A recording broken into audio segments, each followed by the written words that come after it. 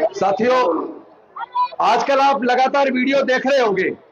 भारत के कुछ बौद्ध भिक्षु अमेरिका के अंदर हजारों किलोमीटर की यात्रा विश्व की शांति के लिए कर रहे हैं और विश्व की उस यात्रा में बौद्ध भिक्षुओं का स्वागत करने के लिए लाखों लोग सड़कों पर हैं। लेकिन दूसरी तरफ भारत के अंदर महाबोधि महाविहार की मुक्ति के आंदोलन को रोकने के लिए केंद्र की सरकार अलग अलग तरह के हथकंडे अपना रही है। क्या हमारा डॉक्टर बाबा साहेब अम्बेडकर जी ने अपने अधिकार के लिए धरने प्रदर्शन करके अपनी बात सरकार तक पहुंचाने का अधिकार नहीं दिया? जो पुलिस फोन का भी अपना माइक लेके कह रहे कि अपना वो बंद कीजिए, क्या भारत में प्रजातंत्र नहीं है? क्या भारत में संविधान का शासन नहीं है?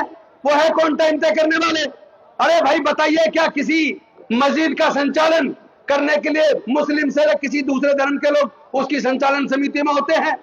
क्या किसी चर्च का संचालन करने की मैनेजमेंट कमेटी में ईसाई धर्म से अलग किसी दूसरे धर्म के लोग होते हैं? क्या किसी हिंदू मंदिर के अंदर, मंदिर की संचालक समिति के अंदर हिंदू धर्म से अलग किसी दूसरे धर्म के लोग होते हैं?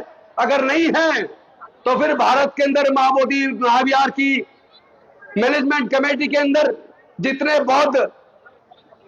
बौद्ध प्रतिनिधियां उतने ही प्रतिनिधि पंडे क्यों?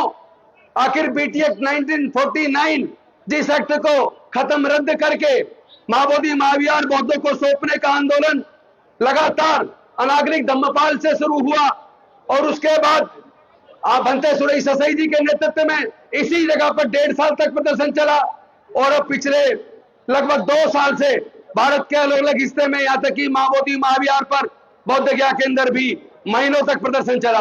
और केवल प्रदर्शन ही नहीं, इस दमनकारी सरकार ने हमारे भंते जी पर झूठा मुकदमा बनाकर उनको जेल में डालने का काम किया। अगर आप सोचते हो कि हमारे लोगों को जेल में डालकर आप इस तूफान को रोक सकते हो, तो ऐसे ये रुकने वाला नहीं है। इस तूफान को रोकने का एक ही तरीका है, महाबोधि महाविहार बौद्धों के हाथ में सौंप दो। बीटी एक्ट को तुरंत रद्द कर दो, अन्यथा अभी तो ये लड़ाई है, आगे और लड़ाई है। अभी देश के कोने कोने के अंदर बौद्ध लोग, अम्बेडकरवादी लोग, संत गुरु रविदास जी को मानने वाले लोग, तमाम बहुजन समाज के लोग इकट्ठा होकर इस आंदोलन को तेज कर चुके हैं। अब ये लड़ाई रुकने वाली नहीं है। हमने तो इसको बकायदा अपने मैनिफेस्टो में डाला था कि अगर बिहार में हमारी सरकार बनी तो हम महाबोधि महाविहार को बौद्धों को सौंप देंगे।